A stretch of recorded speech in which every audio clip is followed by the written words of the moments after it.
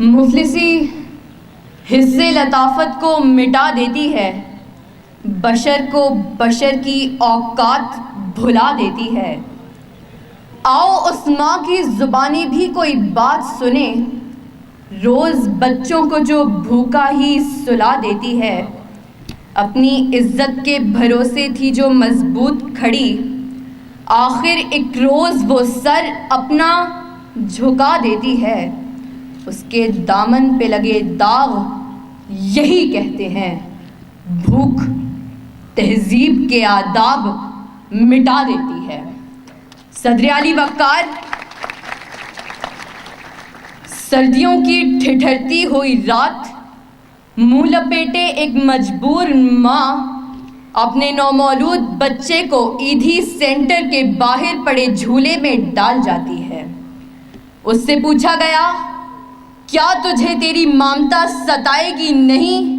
اس بچے کی سسکیاں تجھے رلائیں گی نہیں؟ اس کی چیخیں تیرے کانوں سے ٹکرائیں گی نہیں؟ تو کپ کپاتے ہوئے ہونٹوں سے جب مجبور ماں یہ جواب دیتی ہے کہ میں اپنے پیٹ کی بھوک تو برداشت کر سکتی ہوں، مگر اس بچے کا بھوک سے بلکنا مجھ سے دیکھا نہ گیا، تو اس پر یہ کہنا بجا بنتا ہے کہ خاک میں ماں کی محبت کو ملا دیتی ہے، بھوک تہذیب کے آداب مٹا دیتی ہے۔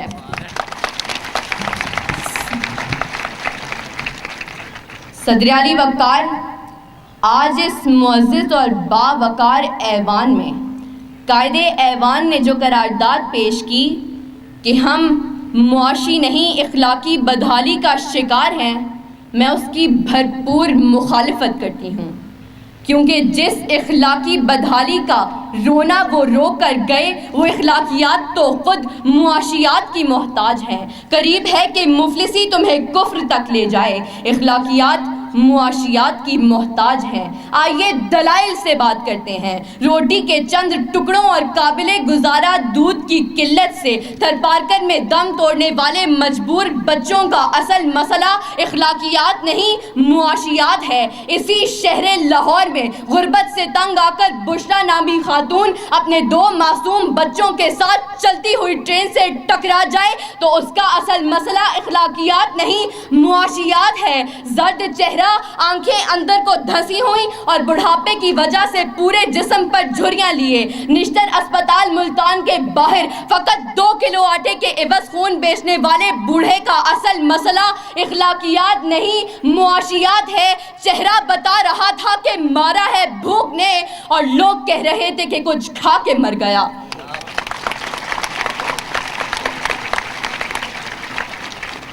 صدر علی وقار۔ تنگ دستی، بھوک اور ابتر معاشی حالات اعلیٰ اخلاقیات کی ضد ہیں۔ پہلے آپ تو تب ہوتا ہے کہ جب پیٹ کی بھوک اور غم روزگار نہ ہو۔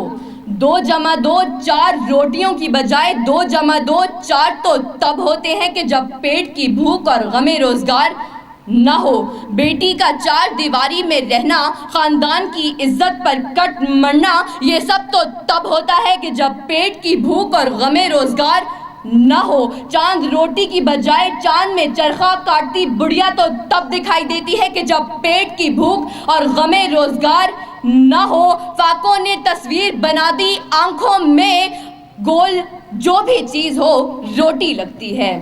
اور تو اور عبادت و ریاضت بھی تب ہوتی ہے کہ جب پیٹ کی بھوک اور غم روزگار نہ ہو۔ کون عاشق خدا کی ذات کا ہے، سارا چکر معاشیات کا ہے۔ صدر علی وقار۔ آئیے زمینی حقائق کا جائزہ لیجئے۔ آج کشمیر میں مسلمانوں کو اپنے گھروں میں بند ہوئے 115 دن گزر گئے۔ ہم نے اخلاقیات کا مظاہرہ کرتے ہوئے اقوام متحدہ میں قراردادیں پیش کی تو اسلامی ممالک نے پاکستان کی حمایت کے بجائے ہندوستان کی حمایت کی۔ تو کیا اس کی اصل وجہ یہ ہے کہ ہم اخلاقی پستی کا شکار ہیں؟ نہیں صدر علی وقار، ہرگز نہیں، بلکہ اصل وجہ تو یہ ہے کہ ہم معاشی طور پر کمزور ہیں۔ اس کمزوری کا علاج بھارت کی عالمی معیشت ہے۔ ہمیں یہ بات تسلیم کرنی ہوگی کہ ہم اخلاقی نہیں بلکہ معاشی بدحالی کا شکار ہیں، کیونکہ یہ اخلاقیات تو خود معاشیات کی محتاج ہیں۔ صدر علی وقار، میرے ان تمام دلائل کے باوجود اگر اب بھی کوئی یہ یقین رکھتا ہے اور بازد ہے کہ ہم معاشی نہیں بلکہ اخلاقی بدحالی کا شکار ہیں، تو اس سے بس ایک ہی سوال کرتے ہوئے میں اجازت چاہوں گی کہ وہ جس کا ایک ہی بچہ ہو بھوکا 8 پہروں سے، بتاؤ اہل دانش تم وہ گندم لے کہ تختی لے۔ شکریہ۔